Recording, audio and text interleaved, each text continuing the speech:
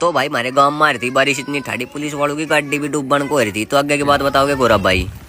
गांव में इतनी बारिश हो रही देखियो और रखी वो तो सब भाई यू के ले कोठा बचना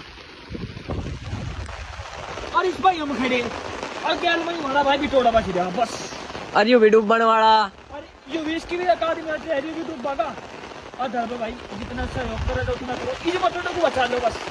सेल्फ रिक्वेस्ट भेजो भाई। इस बटोटे के प्रति जिसका प्यार है लाइक कमेंट और शेयर जरूर करे और हमारे चैनल को फॉलो करो सब्सक्राइब सब जिना बनाइयो सब्सक्राइब। और ये देख सकते हैं जूली एकदम ये स्टंट दिखा एकदम ये पानी भरा हुआ है और हम यहाँ को चल रहे हैं ऐसे इसमें कूदते कैमरे में रिकॉर्ड होगा।